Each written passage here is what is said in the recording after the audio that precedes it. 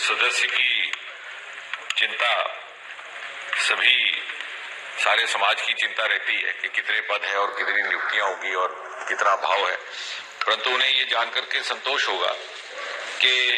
निरंतर मोदी जी के नेतृत्व में जहां एक और नियुक्तियों की प्रक्रिया को तीव्र गति दी गई, वहां साथ ही साथ अनेकों नई वैकेंसीज भी क्रिएट करने का प्रयास हुआ है। और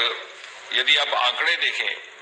तो वर्तमान सरकार के 7 वर्षों की तुलना यदि आप पिछले 7 वर्षों से करें, अर्थात 2007-8 से लेकर के 2013-14 तक, तो उस अंतराल में 6,19,000 और 27 नियुक्तियां हुई थी यूपीएससी, रेलवे रिक्रूटमेंट बोर्ड और एसएससी के माध्यम से जो केंद्र की संस्थाएं हैं। उसके विपरीत अब के 7 वर्षों में यद्यपि 1.5-2 वर्ष कोविड काल रहा, फिर भी लगभग 1 लाख वृद्धि हुई है नियुक्तियों की संख्या में, अर्थात 6,98,011। और इसके अतिरिक्त यदि आप देखें कि नई वैकेंसीज पैदा करने का क्रम, तो 2014 में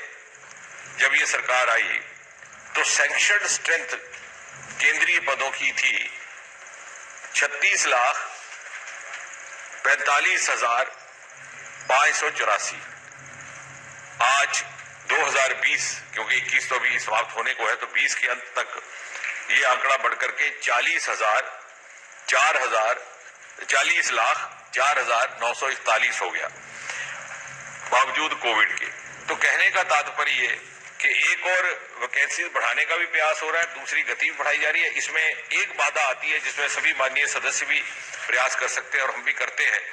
कि बहुत सी लिटिगेशन ऐसी रहती है आपस में, जिसके कारण पदोन्नतियां करना दिक्कत हो जाता है।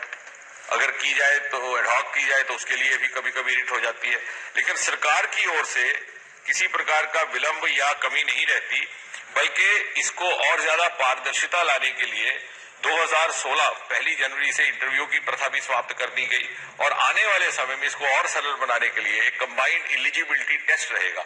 नेशनल रिक्रूटमेंट एजेंसी के तहत। हमारी तो कल्पना ये थी कि इसी वर्ष अक्टूबर में उस तरह का पहला टेस्ट हो जाता, जिससे कि देश के प्रत्येक जिले में एक सेंटर रहेगा, तो लेवल प्लेइंग फील्ड, किसी को किसी तरह की डिसएडवांटेज नहीं रहेगी, चाहे किसी भी वर्ग से वो उम्मीदवार संबंधित क्यों ना हो। और शुरुआत में 3 विभागों को लेकर के ये टेस्ट किया जाएगा, उसमें रहेंगे रेलवे, बैंकिंग सेक्टर और एसएससी वाले पद, और आगे चल करके उस अनुभव के आधार पर इसको और व्यापक बनाने का प्रयास रहेगा। मतलब सर